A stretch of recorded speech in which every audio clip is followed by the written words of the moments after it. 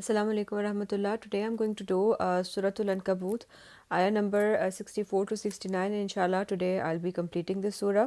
A'udhu billahi minash shaitanir rajeem. Ayat number 64 is وَمَا هَذِهِ الْحَيَاةُ الدُّنْيَا إِلَّا لَهْوٌ وَلَعِبٌ وَإِنَّ الدَّارَ الْآخِرَةَ لَهِيَ حَيَوَانٌ لَوْ كَانُوا يَعْلَمُونَ. It means that the worldly life is no more than play and amusement, but the hereafter is indeed the real life, if only they knew. Then the next ayah is ayah number 65. فَإِذَا رَكِبُوا فِي الْفُلْكِ دَعْوُوا اللَّهَ مُخْلِصِينَ لَهُ الدِّينَ فَلَمَّا نَجَّاهُمْ إِلَى الْبَرِّ إِذَا هُمْ يُشْرِكُونَ. If they happen to board a ship, then caught in a storm, then they cry out to Allah alone in sincere devotion. But as soon as He delivers them to safety to the shore, they associate others with Him once again. So the people of Makkah, they actually believed in Allah, and whenever they would get caught in a situation when there was a storm in the ship, they would just pray only to Allah, leaving their idols behind. But when they were put to safety, then they started associating others. And there was this story about Ikrimah bin Abu Jahl, who was the son of Abu Jahl. At the time of Fatah Makkah, he escaped because he knew that he would be caught and killed. So he boarded a ship, and then that ship got into a storm, and then the people of the ship started saying that we should pray only to Allah, because only He can save us now. So Ikrimah, he just had this enlightening at that time, that if that is what Muhammad Sallallahu Alaihi Wasallam has been preaching all the time. So he prayed that if we are saved from this storm, then he would accept Islam, and that is what happened. They were saved, and then his wife had already set out from Makkah trying to find him, and when she found him, he went back and he accepted Islam. So basically, the thing is that they would pray only to Allah when they would get in a very desperate situation, but when they would come out of that, then start associating others. And we also need to think about ourselves as like, what do we do when we get into a difficult situation? Do we pray only to Allah, or do we associate others with Him? And then the next ayah is ayah number 66, which is لِيَكْفُرُوا بِمَا آتَيْنَاهُمْ وَلِيَتَمَتَّعُوا فَسَوْفَ يَعْلَمُونَ.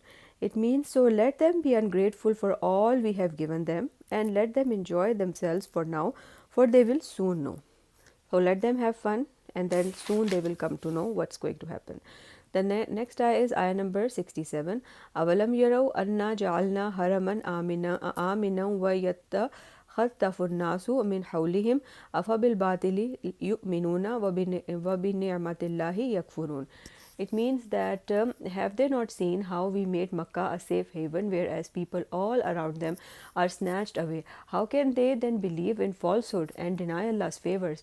So Makkah was considered as sanctuary, a safe place. Therefore, fighting was not allowed there, and whoever entered Makkah, especially in the neighborhood of Kaaba, was safe.